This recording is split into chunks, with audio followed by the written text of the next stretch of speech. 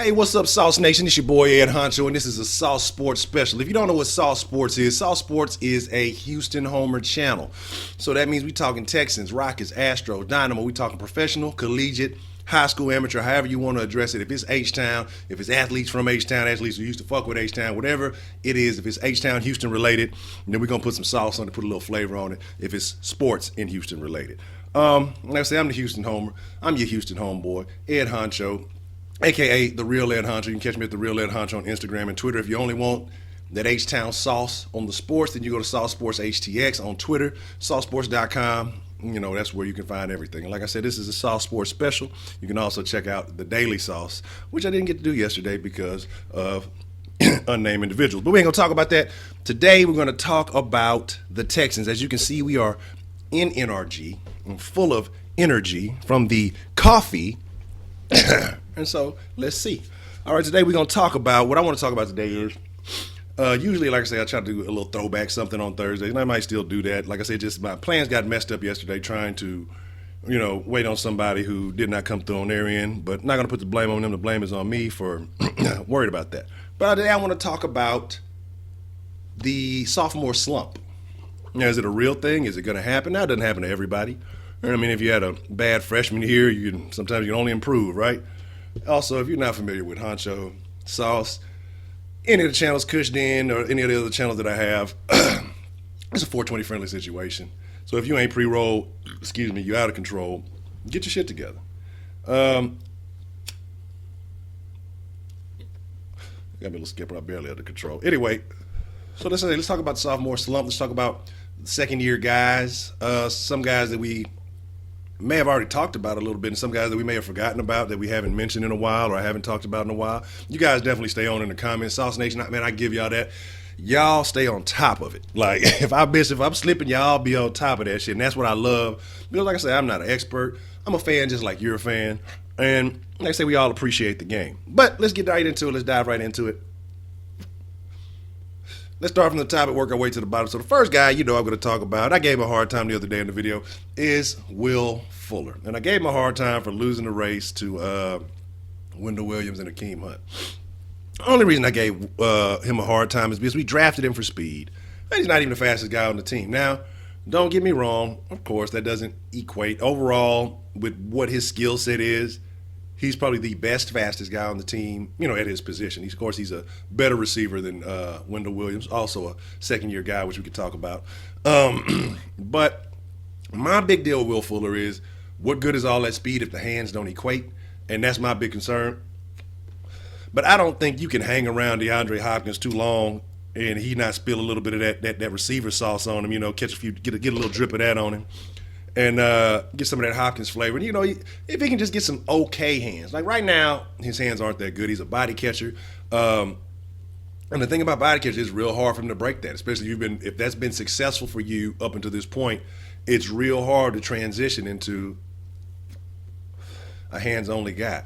Some guys never make that, and so that just might be what it is. But like I said, I expect him to improve. Like I give him a hard time just because we spent such a high pick on that. But it was the pick that we need to so that defenses have to start respecting Hopkins and what we bring to the table. But like I said, there's never anything bad with having too much speed, but you want the speed to translate in not just a fast guy, but you want that talent to translate on the field. Because like I say, it would be nice to have a guy like Fuller on one side, and if Williams can pan out, to be a decent guy, oh man, what do you do? It's you got two threats. But like I said, I don't know about Williams as much so far. I think he has a much longer way to go. I think he's relatively new to the game, as far as how long he's played and things like that.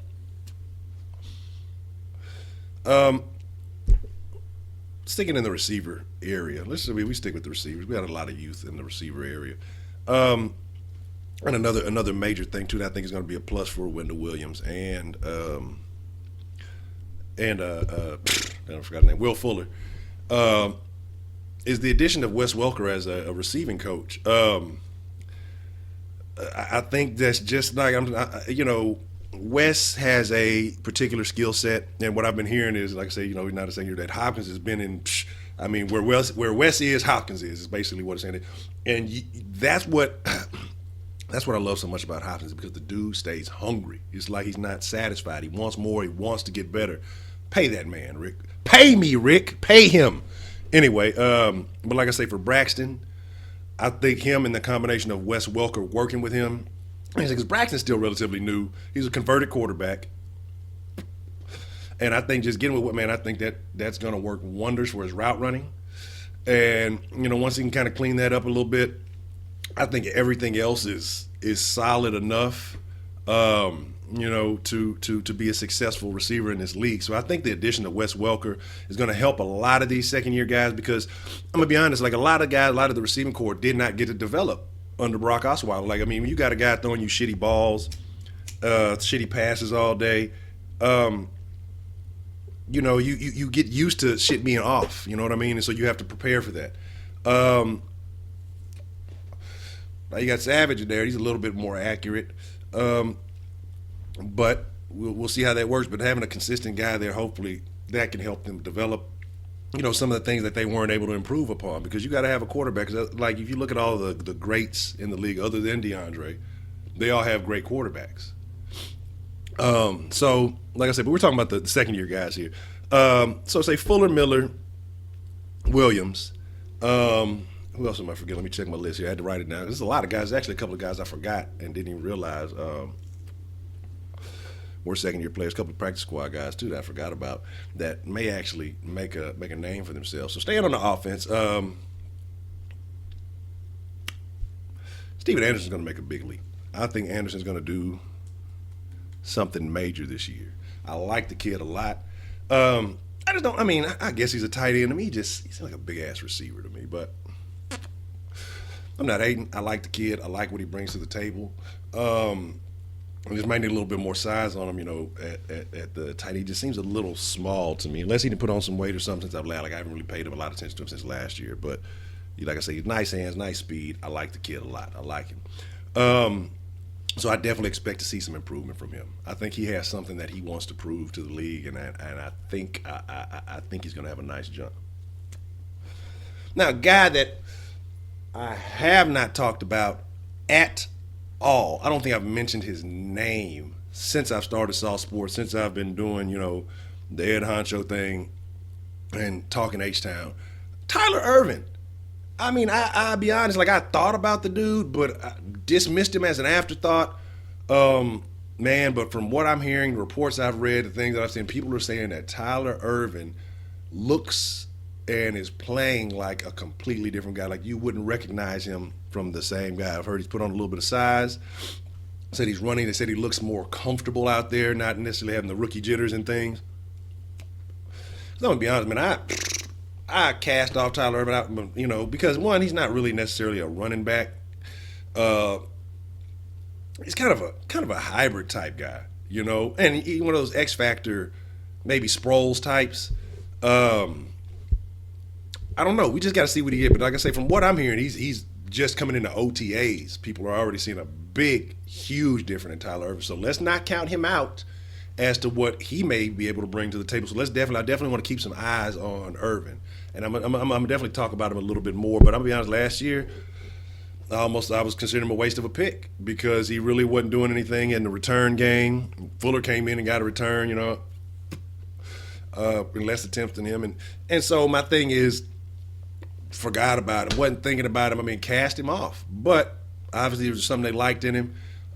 This year, they say it's a noticeable, the look, his style of play, they say it's a noticeable difference. So hopefully, the more the merrier, the more weapons, the more speed. Speed kills. That was that old Al Davis thing. He wanted to get all the fastest guys. Now we want to have fast guys with talent, but if you can get speed and then develop them into talent, that's what you want. Let's see who else.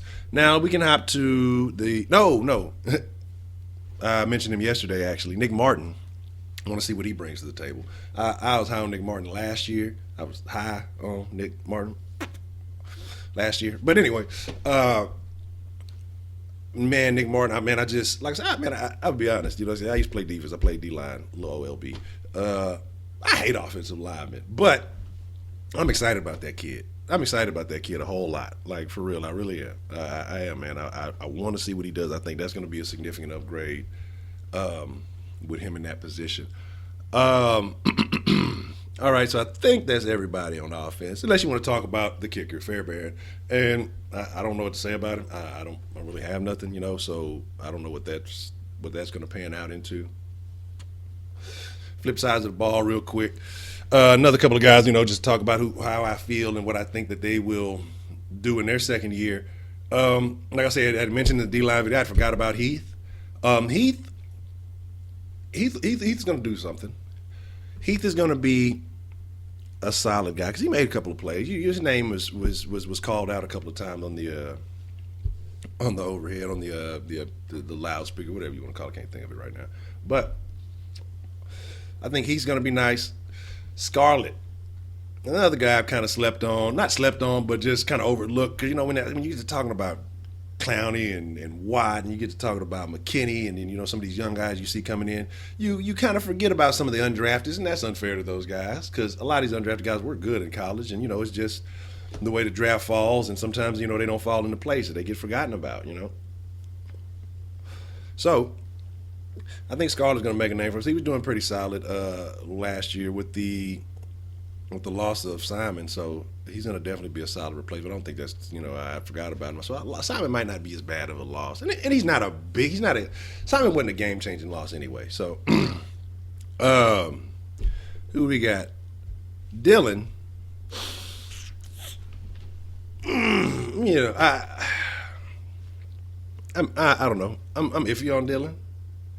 He got hurt last year, but we'll see what happens. See if he takes that step up to be the safety that we all have been wanting. Man, who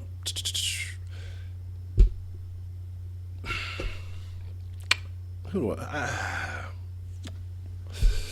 yeah, well, he got a couple of guys, Kamalu and Eric Lee. I'm gonna be honest. I think Kamalu.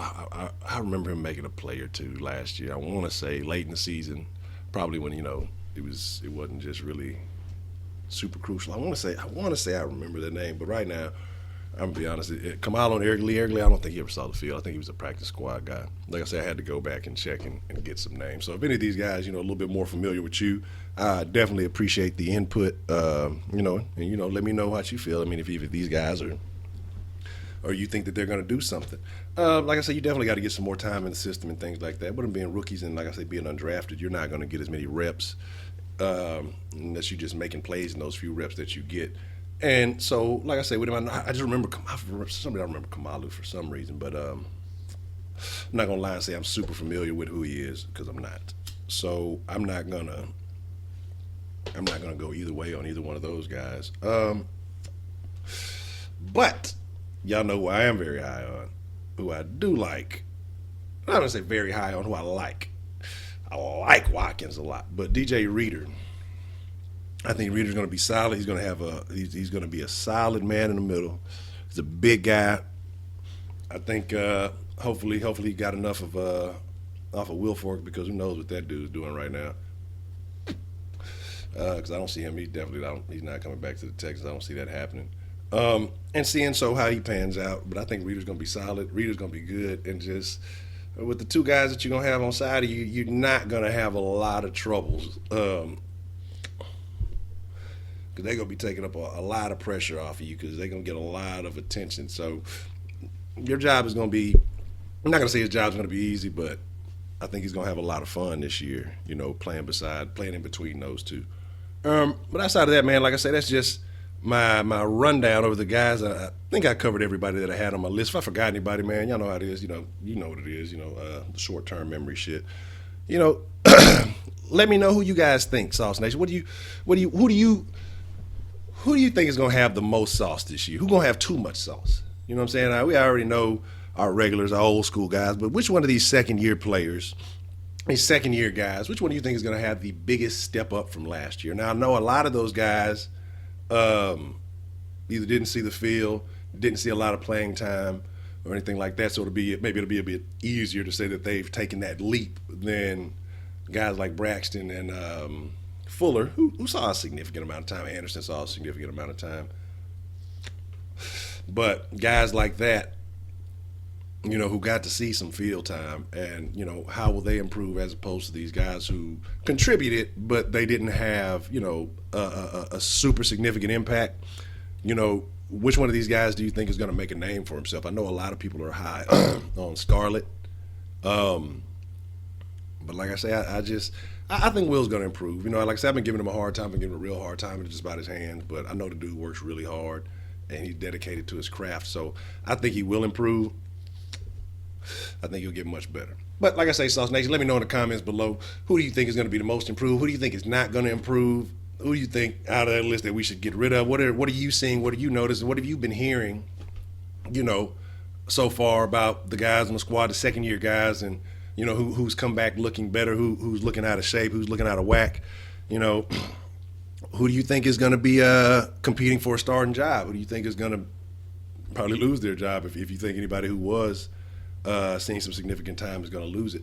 So, like I say, SauceNation, man, as always, I appreciate the love because, like I say, you understand how much I value time, and I value your time by you spending the time to check out my videos and talk Texans with me and shit like that. I mean, you guys just don't have any idea how much I appreciate that and how much I appreciate all the love. And like I said, I'm going to keep it coming every day. I'm going to get this thing correct. I'm going to get it straight, get it lined up. And you know what I'm saying, we're gonna get it all together. But SauceNation, like I say, I appreciate that love. If you represent H-Town by proxy, wherever you may be, a Texans fan all around the world, Rockets, Astros, whatever it may be, I fuck with you. Sauce Sports fucks with you. SauceNation fucks with you. Deuce up. I am the Real Ed Honcho. You can catch me at the Real Ed Honcho, Instagram, Twitter. Remember, Sauce Sports HTX, Twitter if you want that Houston shit. Sauce Sports, you can get all the sauce. Subscribe, like, channel, share, all that good stuff. I'm Ed Honcho. Deuce up. I'm out. SauceNation, y'all be cool.